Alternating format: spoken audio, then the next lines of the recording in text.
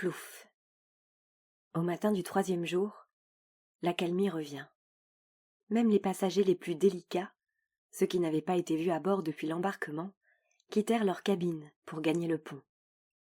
Là, le steward, après avoir mis à leur disposition des chaises longues et des couvertures, les abandonna aux pâles rayons du soleil de janvier. Le temps avait été plutôt houleux durant les 2 premiers jours de la traversée, et cette embellie inattendue créa une atmosphère plus joyeuse sur tout le bateau. Et, à la tombée de la nuit, les passagers, ayant derrière eux 12 heures de beau temps, envahirent pleins de confiance la grande salle. À 8 heures, le restaurant était plein de dîneurs complaisants et heureux de leur appétit de vrais loups de mer. Vers le milieu du repas, les passagers furent projetés les uns contre les autres par une légère secousse, indiquant que le bateau roulait de nouveau. Ce furent au départ des mouvements presque négligeables, des balancements indolents, mais cela suffit pour que changeât aussitôt l'ambiance de la salle. Certains passagers levèrent des yeux inquiets, puis attendirent et écoutèrent avec une appréhension visible. D'autres demeurèrent impassibles, voire primesautiers. Parmi les primesautiers, certains laissèrent entendre des mots drôles au sujet de la nourriture et du mauvais temps, afin de torturer ceux qui commençaient à se trouver mal. Le roulis ne tarda pas à se faire plus violent. Quelques minutes à peine après que la première secousse avait été signalée, le navire basculait lourdement de tribord à bâbord, de bâbord à tribord, tandis que les passagers se cramponnaient à leurs fauteuils, comme dans les virages en voiture. Puis, ce fut la vraie tempête, et M. Bottibol, qui était assis à la table du commissaire, vit le turbot poché à la sauce hollandaise échapper soudain à sa fourchette. L'agitation fut générale. Tout le monde tenta de saisir au vol son assiette ou son verre de vin. Madame Renshaw, qui trônait à la droite du commissaire, poussa un cri aigu et empoigna le bras de son voisin. « Voilà une sale nuit qui s'annonce », dit le commissaire à l'adresse de Madame Renshaw. Il y avait dans sa voix un brin de délectation, mal dissimulé. Le steward accourut et aspergea d'eau ce qui restait de nappe entre les couverts. L'agitation subsista, mais la plupart des passagers continuaient de manger. Quelques-uns seulement, dont Madame Renshaw, se levèrent péniblement pour se frayer un chemin vers la sortie, entre les tables. « Tenez, dit le commissaire, la voilà qui se sauve. » Puis, il jeta un regard approbateur sur le restant de son troupeau qui persévérait, complaisant, fier d'avoir le pied marin. Au moment du café, M. Bottibol, qui avait été inhabituellement grave et pensif dès le premier coup de roulis, se leva brusquement et porta sa tasse à la place que Madame Renshaw avait laissée vacante. Il s'assit et se pencha aussitôt vers le commissaire pour lui parler à l'oreille. « Excusez-moi, dit-il, vous pourriez peut-être me renseigner. » Le commissaire, un petit homme gras et rouge, tourna la tête. « Que puis-je faire pour vous, monsieur Bottibol ?»« Voilà ce que j'aimerais savoir. » Le visage que le commissaire avait devant lui était anxieux. « J'aimerais savoir si le capitaine a déjà fait son évaluation pour l'enchère de ce soir. Je veux dire, a-t-il pu la faire avant la tempête ?» Le commissaire, qui avait cru recevoir des confidences d'ordre personnel, sourit, puis s'adossa pour mettre à l'aise son ventre trop plein. « Oui, certainement, » répondit-il. Il n'avait pas eu l'intention de baisser la voix, mais il le fit automatiquement, car la question avait été posée à voix basse. « À quel moment l'a-t-il faite ? Qu'en pensez-vous ? » Cet après-midi, sans doute. Il la fait toujours dans l'après-midi. Vers quelle heure ? Oh, ça je n'en sais rien. Vers 4 heures peut-être. Maintenant j'aimerais savoir autre chose. Comment fait-il pour déterminer le nombre ? Est-ce très compliqué ? Le commissaire regarda les sourcils inquiets de M. Bottibol et sourit, car il savait très bien où ce dernier voulait en venir. « Eh bien, voyez-vous, le capitaine a un petit entretien avec l'officier de marine. Ils examinent les conditions atmosphériques, ils discutent un peu, puis ils font leur évaluation. » M. Bottibol hocha la tête, puis demeura pensif un instant. Enfin il dit : « Le capitaine pouvait-il savoir qu'il ferait mauvais ce soir ? Qu'en pensez-vous ? » « Je ne peux pas vous le dire, » répondit le commissaire en regardant l'autre tout droit dans les yeux qui étaient petits, noirs et fébriles. « Je ne peux vraiment pas vous le dire, monsieur Bottibol. Je n'en sais absolument rien. Si le temps se gâte encore, ne vaudra-t-il pas mieux acheter un numéro plus bas? Qu'en pensez-vous? Le chuchotement était plus pressant, plus anxieux à présent. Peut-être bien, répondit le commissaire. Mais je doute que le vieux ait tenu compte d'une nuit vraiment houleuse. La nuit était belle cet après-midi, au moment de l'évaluation. Autour d'eux, tout le monde se taisait. Tout le monde regardait attentivement le commissaire, avide d'entendre ce qu'il disait. Il n'y avait là que des lèvres entr'ouvertes, des sourcils arqués, des têtes penchées en avant, légèrement en biais, des visages tendus, mi-hypnotisés, qui guettent une nouvelle directement de la bouche du cheval. Maintenant, supposons que vous voulez acheter un numéro. Lequel prendriez-vous aujourd'hui? Chuchota M. Bottibol. Je ne connais pas encore l'étendue, répondit patiemment le commissaire. Il l'annonce au début des enchères après le dîner. Je ne suis pas très qualifié, vous savez, je ne suis que le commissaire. Sur ce, M. Bottibol se leva et s'excusa. Puis il partit d'une démarche mal assurée, sur le sol mouvant, entre les tables. À 2 reprises, il dut s'accrocher au dossier d'une chaise pour ne pas tomber. « Le pont, s'il vous plaît », dit-il à l'homme qui maniait l'ascenseur.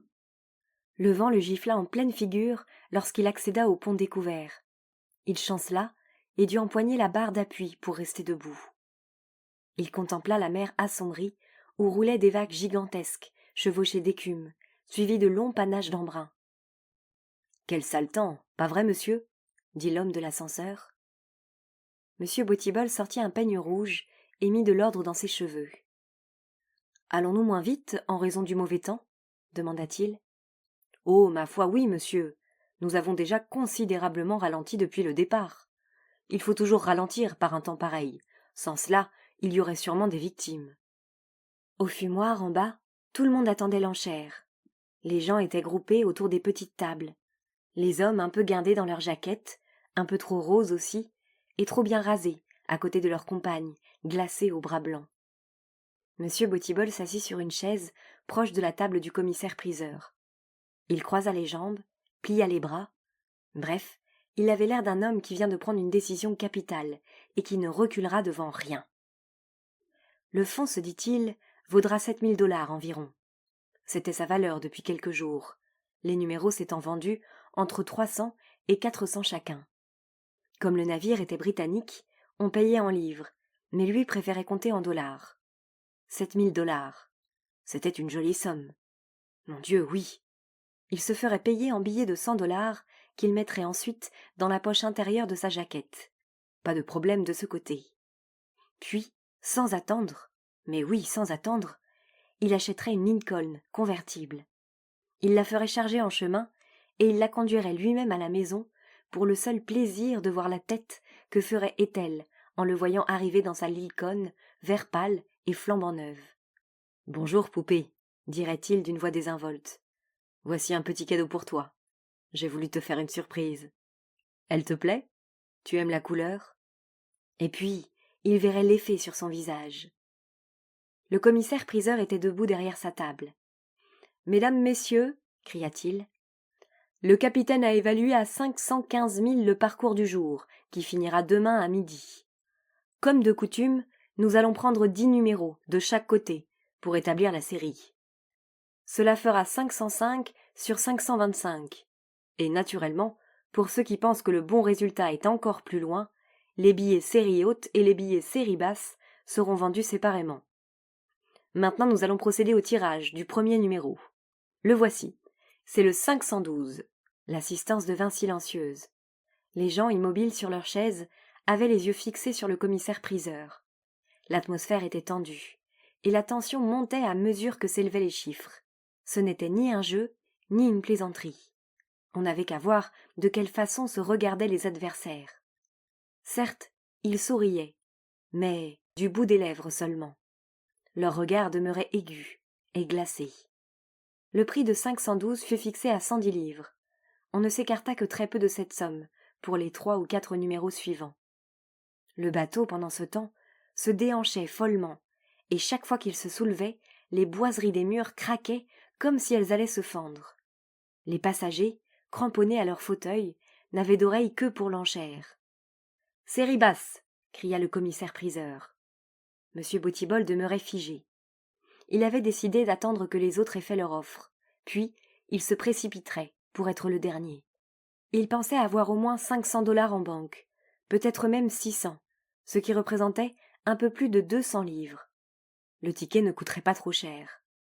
Comme nous le savons tous, poursuivit le commissaire-priseur, la série basse couvre tous les numéros au-dessous du plus petit nombre, donc en l'occurrence, chaque numéro plus bas que le 505. Si vous estimez que le navire aura couvert moins de 505 miles dans les 24 heures qui s'achèvent demain à midi, vous avez intérêt à acheter un numéro série basse. Et maintenant au plus offrant. Cela monta directement à 130 livres. M. Bottibol n'était évidemment pas le seul à avoir remarqué que le temps s'était gâté. 140, 50, là il y eut un arrêt. Le commissaire-priseur leva son marteau. 150, 60 cria M. Bottibol, et toutes les têtes se tournèrent vers lui. 70, 80 cria M. Bottibol. 90, 200 cria M. Bottibol. Plus rien au monde ne l'arrêterait. Il y eut un silence. Pas d'offre de plus de 200 livres ? Du calme, se dit-il. Ne bouge pas, ne lève pas les yeux. Ça porte malheur. Ne respire plus. Tant que tu ne respires pas, personne n'offrira rien. Vu et entendu. Sur le crâne rose du commissaire-priseur étincelaient des gouttes de sueur. Personne ne dit mot. M. Bottibol étouffait doucement. « J'adjuge, adjugé !» Et le coup de marteau retentit. M. Bottibol sortit son chèque et le tendit à l'assistant du commissaire-priseur, puis il se rassit pour attendre la fin de l'enchère. Après la vente du dernier numéro, la valeur du fonds fut établie.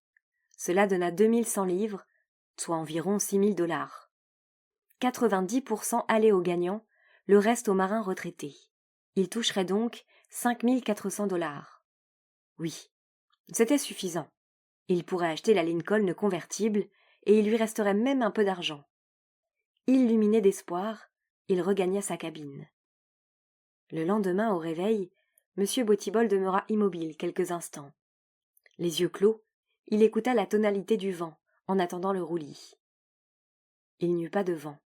Il n'y eut pas de roulis non plus.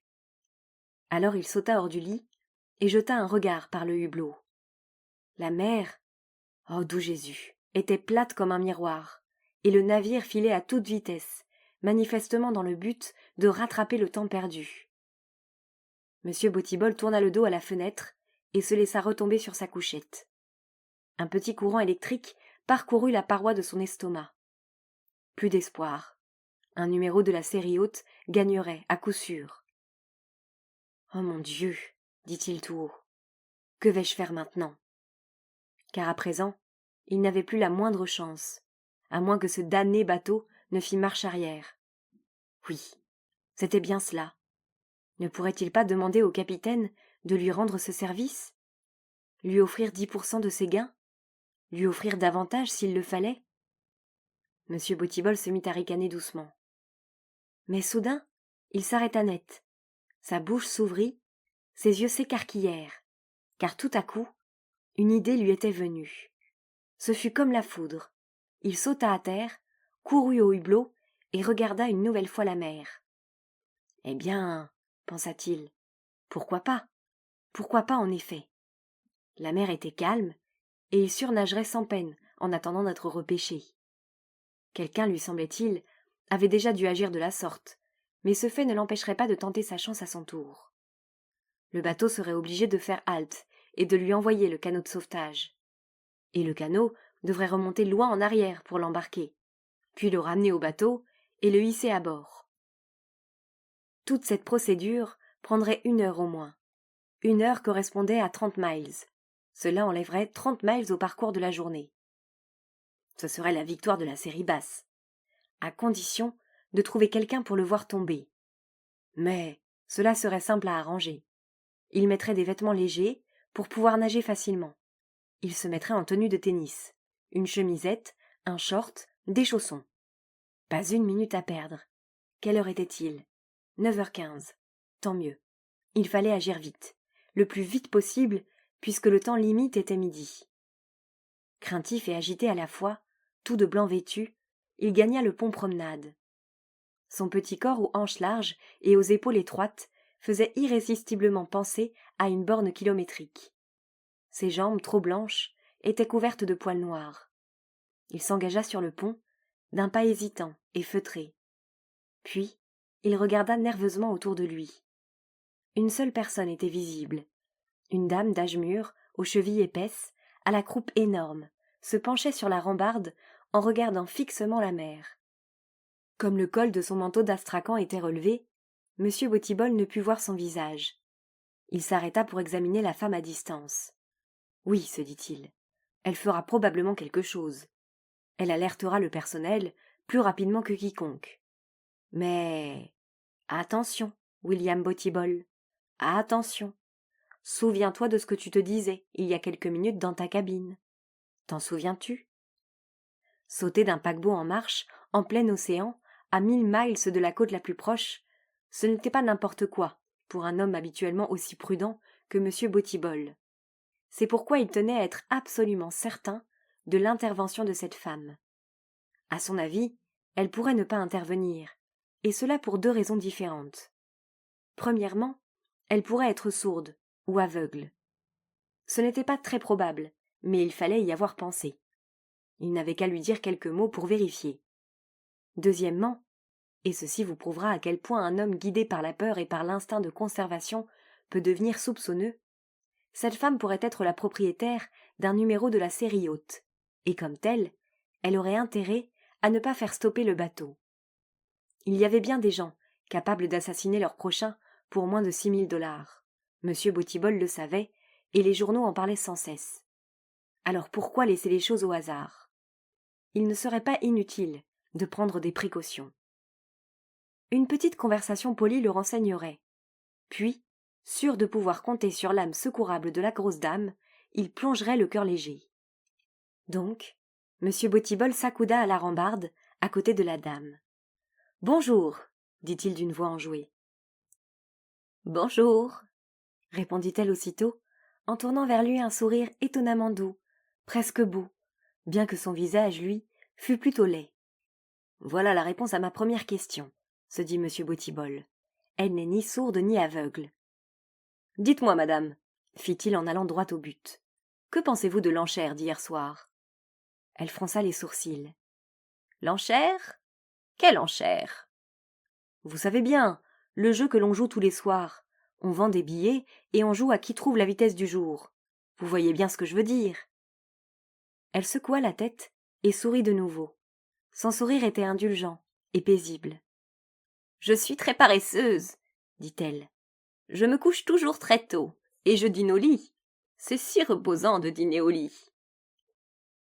Monsieur Bottibol sourit à son tour et commença à reculer. C'est le moment de faire ma gymnastique, dit-il. Ma gymnastique du matin. Très heureux d'avoir fait votre connaissance. Il recula encore, et la dame le laissa partir sans même le regarder. À présent, tout était en règle. La mer était calme, il était vêtu pour la circonstance, et il n'y avait certainement pas de requins dans cette partie de l'océan. Et cette charmante vieille dame était là pour le sauver. Restait à savoir si l'arrêt du bateau serait assez long pour faire pencher la balance en sa faveur. Oui, c'était presque certain. De toute manière, il pourrait y contribuer un peu. Il pourrait rendre le sauvetage un peu plus difficile en nageant au large au moment où il tenterait de l'approcher pour le repêcher. 1 minute de plus, 1 seconde de plus l'aiderait peut-être à gagner. Il s'avança vers la barre, et alors une nouvelle crainte l'assaillit. Ne risquait-il pas de s'accrocher au propulseur? Cela était bien arrivé à quelqu'un, il en avait entendu parler. Seulement, comme il avait l'intention de plonger au lieu de se laisser tomber, il se dirigeait le plus loin possible pour éviter cet accident. À 20 mètres de la grosse dame, M. Bottibol s'arrêta. Elle ne le regardait pas. Tant mieux. Il n'aimerait pas qu'elle le vît plonger. Cela lui permettrait de raconter ensuite qu'il avait glissé et qu'il était tombé accidentellement. Il inspecta le flanc du bateau.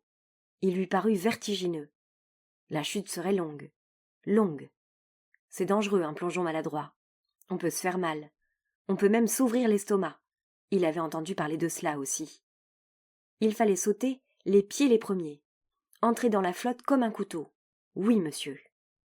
L'eau lui paraissait glaciale, profonde et grise. À sa seule vue, il frissonna. Mais c'était maintenant ou jamais. Sois un homme, William Bottibol. C'est bien le moment. Vas-y maintenant. Il grimpa sur la large barre de bois pour s'y tenir en équilibre durant 3 terrifiantes secondes. Puis, il s'élança aussi loin qu'il pouvait en criant. « Au secours !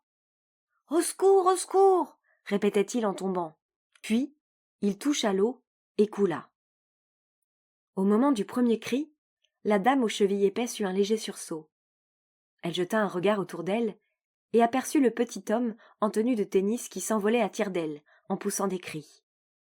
D'abord, elle eut l'air de se demander ce qu'il fallait faire. Lui lancer une bouée, avertir quelqu'un, ou simplement le laisser hurler. Elle fit un pas en arrière et demeura immobile, tendue, indécise. Puis elle se détendit un peu. Par-dessus la barre, elle fouilla du regard l'eau tumultueuse du sillage. Bientôt apparut dans la blancheur de l'écume une minuscule tête noirâtre. Un bras émergea ensuite, 1 fois, 2 fois, ramant vigoureusement. Une petite voix lointaine laissa entendre des appels inarticulés. La dame, qui venait de retrouver son poste de tout à l'heure, s'efforçait de ne pas perdre des yeux la petite tache noire ballottée par les eaux.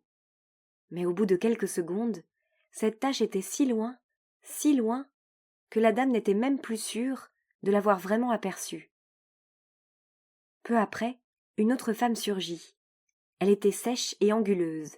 Elle portait des lunettes d'écaille. Ayant détecté la grosse dame, elle s'apprêta à la rejoindre et traversa le pont, de son pas résolu et martial de vieille demoiselle. « Ainsi vous voilà !» dit-elle. La dame aux chevilles épaisses se retourna et la regarda sans rien dire. « Je vous ai cherché partout, » reprit l'anguleuse. « Un homme vient de plonger dans la mer. Un homme tout habillé. »« Vous rêvez. »« Mais non, il a dit qu'il allait faire sa culture physique. Et puis, il a plongé sans même avoir ôté ses vêtements. »« Vous feriez mieux de descendre avec moi, » dit l'osseuse. Son visage était devenu plus dur, sa voix plus autoritaire. « Et que je ne vous vois plus déambuler seule sur ce pont. Vous savez bien que vous n'avez pas le droit de me quitter. »« Oui, Maggie, » répondit la femme aux chevilles épaisses. Elle sourit de nouveau. Son sourire était suave et confiant. Elle prit la main de l'autre et se laissa emmener. « Quel homme charmant !» dit-elle rêveusement. « Il m'a fait signe.